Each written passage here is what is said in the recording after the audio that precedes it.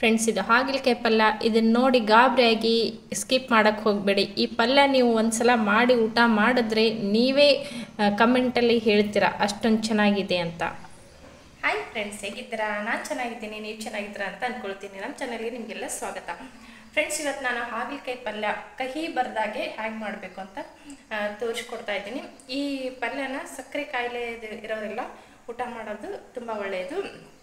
ಆಮೇಲೆ ಹಾಗಲಕಾಯಿ ಪಲ್ಯ ಜಾಸ್ತಿ ಉಣ್ಣೋದ್ರಿಂದ ವಾರದಲ್ಲಿ 2 ಸಾರಿನಾದರೂ ಊಟ ಮಾಡಬೇಕು. ಆ ಥರ ನಾವು ಊಟ ಮಾಡೋದ್ರಿಂದ ನಮಗೆ ಯಾವುದೇ ಥರ ಕಾಯಿಲೆಗಳು ಬರೋದಿಲ್ಲ.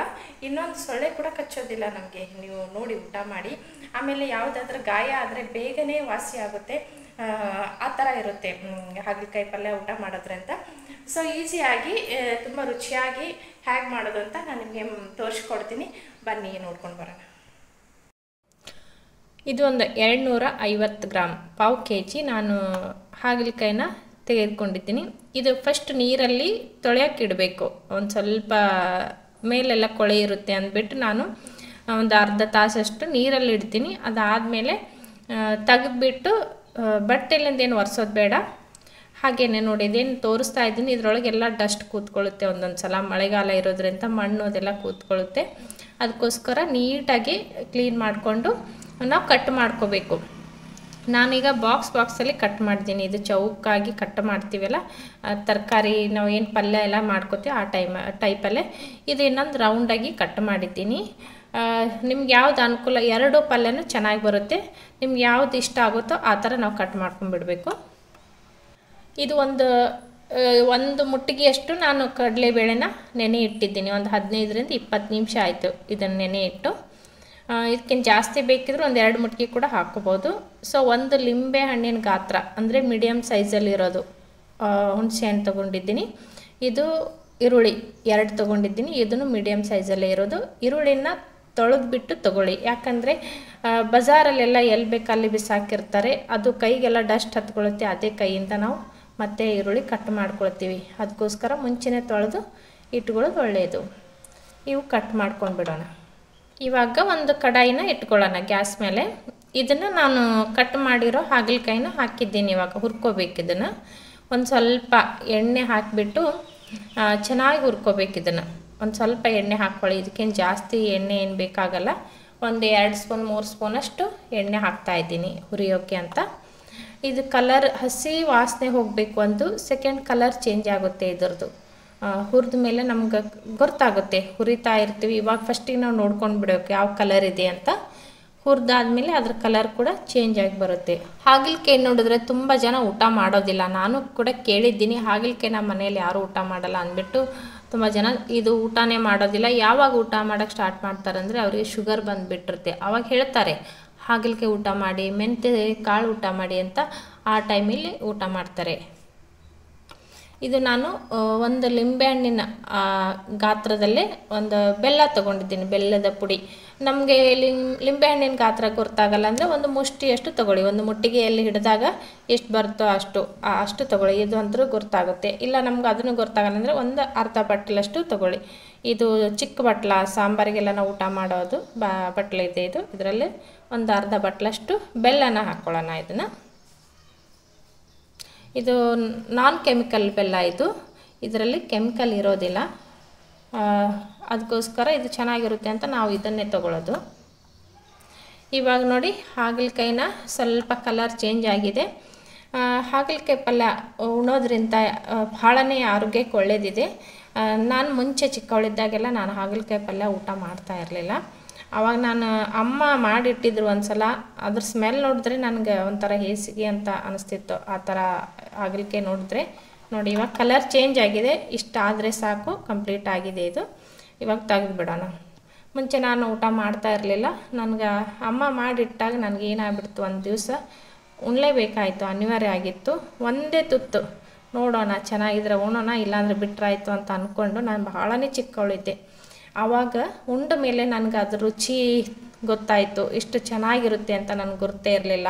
ಅದೇನೋ ಅಮ್ಮನ ಕೈ ರುಚಿನೋ ಏನೋ ಗೊತ್ತಿಲ್ಲ, ಅಮ್ಮ ಮಾಡೋ ಮೆಥಡ್ ಗೊತ್ತಿಲ್ಲ. ನೋಡಿ, ಇದು ಕಂಪ್ಲೀಟಾಗಿ ಹುರಿದಿದೆ. ಇವಾಗ ತೆಗೆದು ಬಿಡೋಣ. ಇವಾಗ ಕೂಡ ನಾನು ತೋರಿಸ್ತಾ ಇರೋದು ಅಮ್ಮ ಮಾಡಿರೋ ಮೆಥಡಲ್ಲೇ ನಾನು ತೋರಿಸ್ತಾ ಇದ್ದೀನಿ.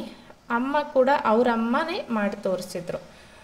ಇದು ನೋಡಿ ನಾವು ಯಾವ ಪಾತ್ರೆಯಲ್ಲಿ ಹಾಕೋಬೇಕು ಆ ಪಾತ್ರೆಯಲ್ಲೇ ತೆಗೆದಿಟ್ಕೋಬೇಕು. ಯಾಕಂದರೆ ಪಾತ್ರೆ ಎಲ್ಲ ತೊಳೆಯೋದು ಜಾಸ್ತಿ ಮಾಡ್ಕೋಬಾರ್ದು, ಅದಕ್ಕೋಸ್ಕರ ಈ ಥರ ಮಾಡ್ಕೊಳ್ಳೋದು ಒಳ್ಳೆಯದು. ಇವಾಗ ಒಗ್ಗರಣೆಯನ್ನು ಹಾಕ್ಕೊಂಬಿಡೋಣ. ಒಂದು ಸ್ವಲ್ಪ ಎಣ್ಣೆ ಹಾಕ್ತಾಯಿದ್ದೀನಿ, ಒಂದು 4 ಸ್ಪೂನಷ್ಟು ಹಾಕ್ಕೊಳ್ಳಿ. ಇನ್ನೊಂದು ಎಣ್ಣೆಯನ್ನು ಜಾಸ್ತಿ ತಗೊಳ್ಳಲ್ಲ, ಇದಕ್ಕೆ ಕಡಿಮೆ ಕೂಡ ಹಾಕ್ಕೊಂಡ್ರೂ ನಡೆಯುತ್ತೆ. ಎಷ್ಟಂದರೆ ನಾವು ಹಾಕಿರೋ ಈರುಳ್ಳಿ ಎಲ್ಲ ಎಣ್ಣೆಯೊಳಗೆ ಫ್ರೈ ಆಗಬೇಕು, ಅಷ್ಟಾದರೆ ಸಾಕು. ಎಣ್ಣೆ ಕಾದಿದೆ, ಅದರಲ್ಲಿ ಒಂದು ಸ್ವಲ್ಪ ಜೀರಿಗೆ ಸಾಸಿವೆನ ಸ್ವಲ್ಪ ಹಾಕಿದ್ದೀನಿ. ಕರಿಬೇವು ಕೂಡ ಅಷ್ಟೇ ಒಂದು 10 ರಿಂದ 15 ಹಾಕಿದ್ದೀನಿ. ಇವಾಗ ನಾವು ಕಟ್ ಮಾಡಿರುವ ಈರುಳ್ಳಿನ ಹಾಕ್ಕೊಳ್ಳೋಣ. ಇದನ್ನು ಈರುಳ್ಳಿ ಕಲರ್ ಎಲ್ಲ ಚೇಂಜ್ ಆಗಬೇಕು, ಇವಾಗ ಗೋಲ್ಡನ್ ಕಲರ್ ಆಗಬೇಕು, ಅದು ಹಸಿಯಾಗಿರೋದು ಹೋಗಬೇಕು. ಅಷ್ಟೊತ್ತನ್ನು ನಾವು ಹೀಗೆ ಹುರಿತಾ ಇರಬೇಕು, ಮೀಡಿಯಮ್ ಫ್ಲೇಮಲ್ಲೇ ಇಟ್ಕೊಂಡ್ಬಿಡಿ. ನಾನು ಹಾಗಲಕಾಯಿ ಊಟ ಮಾಡೋದ್ರ ಬಗ್ಗೆ ಹೇಳ್ತಾ ಇದ್ದೆ ನಿಮಗೆ. ಹಾಗಲಕಾಯಿ ಊಟ ಮಾಡೋದು ನಾನು ಚಿಕ್ಕವಳಿದ್ದಾಗ ಊಟ ಮಾಡಿದೆ. ಆವಾಗಲಿಂದ ನಾನು ಏನು ಊಟ ಮಾಡಿದೆ ಆವಾಗಲಿಂದ ಇವಾಗಿನವರೆಗೂ ಅದನ್ನು ಊಟ ಮಾಡ್ತಾ ಇದ್ದೀನಿ. ನನಗೆ ಇನ್ನೊಂದು ಹಾಗಲಕಾಯಿ ಪಲ್ಯ ಉಂಡ ಮೇಲೆ ನನಗೇನಾಯಿತು ಅಂತಲೂ ಹೇಳ್ತೀನಿ. ಅದು ಉಂಡ ಮೇಲೆ ನನಗೆ ಜಾಸ್ತಿ ಸೊಳ್ಳೆ ಕೂಡ ಕಚ್ಚೋದಿಲ್ಲ. ಇನ್ನೊಂದು ಎಲ್ಲಾದರೂ ಬಡಿತು, ಏನೋ ಗಾಯ ಆಯಿತು, ಸುಟ್ಟು ಏನೇ ಆದ್ರೂ ಗಾಯ ಅಂತ ನನಗೆ ಕಾಣೋದಿಲ್ಲ, ಜಾಸ್ತಿ ಡೇಸ್ ಉಳಿಯೋದಿಲ್ಲ. ಅದು ತುಂಬ ಜನ ಅಂತಾರೆ ನಮ್ಮ ಮನೆಯಲ್ಲಿ. ಅರಿಶಿಣ ಹಾಕ್ತಾಯಿದ್ದೀನಿ, ಇವಾಗ ನಾನು ಒಂದು ಅರ್ಧ ಸ್ಪೂನಷ್ಟು ಹಾಕಿದ್ದೀನಿ. ಅರಿಶಿಣ ಯಾಕೆ ಈರುಳ್ಳಿಯಲ್ಲಿ ಹಾಕ್ಕೋಬೇಕು ಅಂದರೆ ಅದನ್ನು ನಾವು ಹಾಕಿದ ಮೇಲೆ ಕಲರ್ ಚೇಂಜ್ ಆಗಬೇಕು ಈರುಳ್ಳಿದು. ನೋಡಿ ಮಧ್ಯೆ ಮಧ್ಯೆ ಒಂದು ವೈಟ್ ಕಲರು, ಅದೊಂಥರ ಕಲರು ಇರಲ್ಲ, ಏನೂ ಇರಲ್ಲ ಈರುಳ್ಳಿದು. ಆ ಥರ ಇದ್ದರೆ ಉಣ್ಬೇಕಾದಾಗ ನೋಡೋದಕ್ಕೂ ಚೆನ್ನಾಗಿರೋಲ್ಲ. ಅದಕ್ಕೋಸ್ಕರ ನಾನು ಕಲರ್ಗೋಸ್ಕರ ನಾನು ಅರಿಶಿಣ ಹಾಕ್ತೀನಿ. ಆ ಅರಿಶಿಣದ ಆರೋಗ್ಯದ ಗುಣನೂ ಕೂಡ ಇದೆ ಅದರಲ್ಲಿ. ನಾವು ಏನು ಹುರಿದಿಟ್ಟಿದ್ವಲ್ಲ ಹಾಗಲಕಾಯಿನ ಹಾಕ್ಕೊಂಡು ಬಿಡೋಣ. ಇವಾಗ ಇದು ಹಾಗಲಕಾಯಿ ಎಲ್ಲ ಹಾಕಿಬಿಟ್ಟು ಒಂದು ಸ್ವಲ್ಪ ಮಿಕ್ಸ್ ಮಾಡ್ಕೋಬೇಕು ಇದನ್ನು.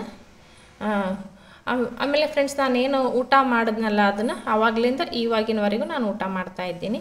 ಕಡಲೆಬೇಳೆನ ನೆನೆ ಇಟ್ಟಿದ್ದು ಹಾಕ್ಕೊಂಡು ಬಿಡೋಣ ಇದಕ್ಕೆ. ಆಮೇಲೆ ಇದು ಹುಣಸೆಹಣ್ಣು ಹಾಕ್ತಾಯಿದ್ದೀನಿ. ಇದು ಮುಂಚೆನೇ ನಾನೆಲ್ಲ ಅದು ತೆಗೆದಿಟ್ಟಿದ್ದೆ, ಹುಳಿ ಎಲ್ಲ ಹಿಂಡ್ಕೊಂಡಿಟ್ಟಿದ್ದೆ. ಬೆಲ್ಲ ಆಮೇಲೆ ಹಾಕ್ಕೊಂಬಿಡೋಣ, ಇವಾಗ ಹಾಕ್ತಾಯಿಲ್ಲ. ಯಾಕಂದರೆ ಬೇಳೆ ಎಲ್ಲ ಸ್ವಲ್ಪ ಹೊಂದ್ಕೊಳ್ಳಿ, ಅದನ್ನು ಆಮೇಲೆ ಹಾಕ್ಕೊಳ್ಳೋಣ. ಇವಾಗ ತನಕ ನಾನು ಊಟ ಮಾಡ್ತಾಯಿದ್ದೀನಿ. ಸೊ ಅದನ್ನು ಊಟ ಮಾಡೋದ್ರಿಂದ ಏನೇನು ಬೆನಿಫಿಟ್ ಇದೆ ಅಂದರೆ ನಮ್ಗೆ ಯಾವುದೇ ಥರ ಕಾಯಿಲೆ ಕೂಡ ಬರೋದಿಲ್ಲ. ಇನ್ನೊಂದು ನಮ್ಗೆ ಏನಾದರೂ ಬಡಿದ್ರೂ ಬೇಗ ಗಾಯ ಆಗುತ್ತೆ, ಸೊಳ್ಳೆ ಕೂಡ ಕಚ್ಚೋದಿಲ್ಲ. ಯಾಕಂದರೆ ನನಗೆ ಗೊತ್ತಿಲ್ಲ ಏನಿದೆ ಅಂತ. ಇದು ಖಾರ ಪುಡಿ, ಮಸಾಲ ಪುಡಿ, ಇದು ನಾನು ಮಾಡಿಟ್ಟಿದ್ದು ಒಂದು ವಿಡಿಯೋದಲ್ಲಿ ತೋರಿಸಿದ್ದೀನಿ. ಹೇಗೆ ಮಾಡೋದು ಅಂತ ಇನ್ನೂ ತೋರಿಸಿಲ್ಲ. ಇದು ನಮ್ಮ ಮನೆಯಲ್ಲೆಲ್ಲ ಮಾಡೋದು ಅಂತ ನಿಮಗೆ ಹೇಳ್ತೀನಿ, ತೋರಿಸ್ತೀನಿ. ಸಮ್ಮರಲ್ಲಿ ಇದು ಕೂಡ ಮಾಡಿ ತೋರಿಸ್ತೀನಿ. 2 ಸ್ಪೂನ್ ಹಾಕಿದ್ದೀನಿ. ಖಾರ ಮಾತ್ರ ನಿಮ್ಗೆ ಎಷ್ಟು ಖಾರ ಉಣ್ತೀರೋ ಅಷ್ಟೇ ಹಾಕ್ಕೊಳ್ಳಿ ನಿಮ್ಮ ಮನೇಲಿ. ಇದು ಉಪ್ಪು ರುಚಿಗೆ ತಕ್ಕಷ್ಟು ಹಾಕ್ಕೊಳ್ಳಿ.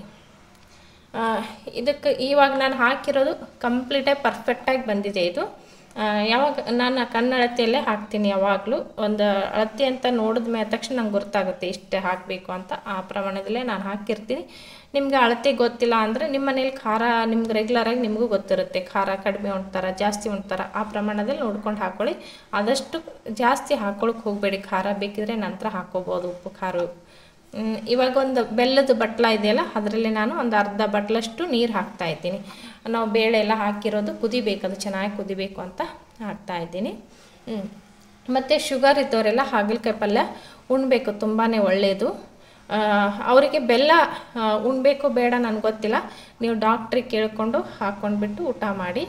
ಬಟ್ ನೀವು ಒಂದು ಸಲ ಮಾಡಿ ನೋಡಿದ್ರೆ ಅಂತ ನೀವೇ ಕಮೆಂಟಲ್ಲಿ ಹೇಳ್ತೀರಿ ಇಷ್ಟೊಂದು ಚೆನ್ನಾಗಿದೆ ಅಂತ. ನಿಜವಾಗಲೂ ತುಂಬ ಚೆನ್ನಾಗಿದೆ. ಇದು ಕಲರ್ ಕೂಡ ನೋಡಿ ಚೆನ್ನಾಗಿ ಬಂದಿದೆ. ಇನ್ನೊಂದು ನಮ್ಮ ಕಲರ್ಫುಲ್ ಬೇಕು ಅಂದರೆ ಬ್ಯಾಡಗಿ ಖಾರನೇ ಯೂಸ್ ಮಾಡ್ಕೊಳ್ಳಿ, ಅದು ಖಾರ ಬರೋದಿಲ್ಲ, ನೋಡೋದಕ್ಕೆ ಕಲರ್ಫುಲ್ಲಾಗಿರುತ್ತೆ, ಟೇಸ್ಟ್ ಕೂಡ ಇರುತ್ತೆ ಬ್ಯಾಡಗಿ ಖಾರ. ಇದು ನೀವು ಶುಗರ್ ಇದ್ದವರು, ಆಮೇಲೆ ಚಿಕ್ಕ ಮಕ್ಕಳಿಗೆ ಕೂಡ ಈ ಥರ ಮಾಡಿಕೊಟ್ರೆ ಊಟ ಮಾಡ್ತಾರೆ. ಅವರಿಗೆ ಹೇಳಕ್ಕೆ ಹೋಗಬೇಡಿ ಹಾಗಲಕಾಯಿ ಪಲ್ಯ ಮಾಡೀನಿ ಅಂತ. ಸೊ ಈ ಥರ ಮಾಡಿಕೊಟ್ಟ ಮೇಲೆ ಅವರು ರುಚಿ ನೋಡಿದ ಮೇಲೆ ಅವರೇ ಕೇಳ್ತಾರೆ, ಇದೇನು ಪಲ್ಯ ಮಾಡಿದ್ದೆಲ್ಲಮ್ಮ ಕೊಡು ಅಂತ. ಇವಾಗ ನೋಡಿ ರೊಟ್ಟಿ ಚಪಾತಿ ಈ ಹಾಗಲಕಾಯಿ ಪಲ್ಯ ಜೊತೆ ರೊಟ್ಟಿ ಬೇಕು. ನಾನು ಅದು ಕೂಡ ರೆಡಿ ಮಾಡ್ಕೊಳಕ್ಕೆ ಇಟ್ಟಿದ್ದೀನಿ. ಆ ಸೈಡು ಇಲ್ಲಿ ಹಂಚಿಟ್ಟಿದ್ದೀನಿ, ಅಲ್ಲಿ ಜಿಗೆ ಹಾಕ್ಕೊಂಡು ಬಿಟ್ಟಿದ್ದೀನಿ. ಇದನ್ನೆಲ್ಲ ರೆಡಿಯಾಗಿದೆ ನೋಡಿ, ಕಂಪ್ಲೀಟಾಗಿ ರೆಡಿಯಾಗಿದೆ. ಇವಾಗಿದ್ದು ತೆಗೆದುಬಿಡೋಣ. ಇದರಲ್ಲಿರೋ ನೀರಿನ ಅಂಶ ಎಲ್ಲ ಕಡಿಮೆ ಆಗಿದೆ, ಎಲ್ಲ ಕಂಪ್ಲೀಟ್ ಆಗಿದೆ, ತೆಗೆದುಬಿಡೋಣ. ಕೊತ್ತಂಬರಿನ ಕಟ್ ಮಾಡಿ ಇಟ್ಟಿದ್ದೀನಿ ನೋಡಿ, ಎಷ್ಟು ಚೆನ್ನಾಗಿ ಕಾಣಿಸ್ತಾ ಇದೆ. ನೋಡಿದರೆ ಉಂಡು ಬಿಡಬೇಕು ಅಂತ ಅನಿಸ್ತಾ ಇದೆ. ಬಿಸಿ ಬಿಸಿ ರೊಟ್ಟಿ ಮತ್ತು ಹಾಗಲಕಾಯಿ ಪಲ್ಯ ಏನು ಕಾಂಬಿನೇಷನ್ ಅಂತೀರಾ? ನೀವು ಕೂಡ ಒಂದು ಸಲ ಟ್ರೈ ಮಾಡಿ ನೋಡಿ. ಇದಕ್ಕೆ ಕೊತ್ತಂಬರಿ ಹಾಕ್ತಾಯಿದ್ದೀನಿ. ಕೊತ್ತಂಬರಿ ಎಲ್ಲ ನಾನು ಮುಂಚೆನೇ ತೊಳೆದಿಡ್ತೀನಿ ಸೂಡು. ನಿಮ್ಗೆ ತೋರಿಸ್ತೀನಿ, ನಾನು ಪ್ರತಿ ವಿಡಿಯೋದಲ್ಲೂ ಹೇಳಿರ್ತೀನಿ ಈ ಥರ ನಾನು ಮಾಡ್ತೀನಿ ಕೊತ್ತಂಬರಿದು ಅಂತಲೂ ಹೇಳ್ತೀನಿ. ಈ ಥರ ಮಾಡಿದ್ರೆ ಇದು ಈ ಥರ ಹಾಕಿದ್ರೆ ಚೆನ್ನಾಗಿ ಕಾಣುತ್ತೆ ನೋಡಿ. ಆಲ್ರೆಡಿ ನಮ್ಮ ಮನೆಯಲ್ಲಿ ಪಲ್ಯ ರೊಟ್ಟಿ ಮಾಡ್ತಾಯಿದ್ದೀನಿ. ಇಬ್ಬರೇ ಊಟ ಮಾಡಿ ಪಲ್ಯ ಖಾಲಿ ಮಾಡಿದ್ದಾರೆ. ನೋಡಿದ್ರಲ್ಲ ನೀವು ಎಷ್ಟೊಂದು ಪಲ್ಯ ಮಾಡಿದ್ನಂತ. ಇವಾಗ ನಾನು ತಾಟ ಹಚ್ತಾ ಇದ್ದೀನಿ ನನಗೋಸ್ಕರ. ನನಗೂ ಭಾಳನೇ ಇಷ್ಟ, ಬಟ್ ಇಷ್ಟೇ ಇಟ್ಟಿದ್ದಾರೆ ಇವಾಗ. ಅಷ್ಟೊಂದು ರುಚಿ ಬಂದಿದೆ. ನಾನು ಯಾಕೆ ಹೇಳ್ತಾ ಇದ್ದೀನಿ ಇಬ್ಬರೇ ಉಂಡಿದ್ದಾರೆ ಅಂತ. ಅಷ್ಟೊಂದು ರುಚಿಯಾಗಿದೆ ಈ ಪಲ್ಯ, ಅಷ್ಟೊಂದು ಟೇಸ್ಟ್ ಆಗಿದೆ. ಇದು ಹಾಗಲಕಾಯಿ ಪಲ್ಯ ಅಂತಲೇ ಗುರುತೇ ಆಗೋದಿಲ್ಲ. ನೀವು ಒಂದು ಸಲ ಟ್ರೈ ಮಾಡ್ತೀರಿ ಅಂತ ಅಂದ್ಕೊಂಡಿದ್ದೀನಿ. ನಾನು ಹೇಳಿದ ಮೇಲೆ ನೀವು ಖಂಡಿತ ಮಾಡ್ತೀರಿ ಅಂತ ಅಂದ್ಕೊಂಡಿದ್ದೀನಿ. ಇದು ನಾನು ಮಾಡಿದ್ದಲ್ಲ, ನಮ್ಮಮ್ಮ ಮಾಡಿದ್ದಲ್ಲ, ನಮ್ಮಮ್ಮಂದು ಅಮ್ಮ ಮಾಡಿರೋದು. ಅಷ್ಟು ಹಿಂದಿನ ಕಾಲದಿಂದನೂ ನಮ್ಮ ಮನೆಯಲ್ಲಿ ಈ ಪಲ್ಯನೇ ಮಾಡೋದು. ಇದೇ ಮೆಥಡಲ್ಲೇ ನಾವು ಮಾಡ್ತೀವಿ. ಬೇರೆ ಯಾರು ಹೇಳಿದ್ರು ಯಾವ ಮೆಥಡಲ್ಲೂ ಚೇಂಜ್ ಮಾಡೋದೇ ಇಲ್ಲ. ಓಕೆ ಫ್ರೆಂಡ್ಸ್, ನಾನು ತಾಟ ಹಚ್ಕೊಂಡಿದ್ದೀನಿ ಊಟ ಮಾಡಬೇಕು ಅಂತ. ನೀವು ಟ್ರೈ ಮಾಡಿ ಒಂದು ಸಲ, ತುಂಬ ಚೆನ್ನಾಗಿರುತ್ತೆ. ಹಾಗಲಕಾಯಿ ಪ್ರತಿಯೊಬ್ಬರು ಊಟ ಮಾಡಬೇಕು, ಆರೋಗ್ಯಕ್ಕೆ ತುಂಬಾ ಒಳ್ಳೆಯದು. ನಿಮಗೂ ಇಷ್ಟ ಆಗಿದೆ ಅಂತ ಅಂದ್ಕೊಳ್ತೀನಿ. ಇಷ್ಟ ಆಗಿದ್ದರೆ ಒಂದು ಲೈಕ್ ಕೊಡಿ ಫ್ರೆಂಡ್ಸ್. ನಿಮ್ಮ ಅನಿಸಿಕೆನ ಕಮೆಂಟಲ್ಲಿ ತಿಳಿಸಿ. ಇನ್ನೂ ಏನೇನಾದರೂ ನಾನು ಚೇಂಜಸ್ ಮಾಡ್ಕೋಬೇಕಾಗಿದ್ರೆ ಹೇಳಿ. ಆಮೇಲೆ ಇದು ನೀವು ಕೂಡ ಒಂದು ಸಲ ಮಾಡಿದ ಮೇಲೆ ಇದರ ರುಚಿ ಹೇಗಿತ್ತು ಏನು ಅನ್ನೋದು ಕೂಡ ನೀವು ಕಮೆಂಟಲ್ಲಿ ತಿಳಿಸಿ. ಓಕೆ, ಮತ್ತೆ ಹೊಸ ವಿಡಿಯೋದೊಂದಿಗೆ ಸಿಗೋಣ. ಎಲ್ಲರಿಗೂ ನಮಸ್ಕಾರ.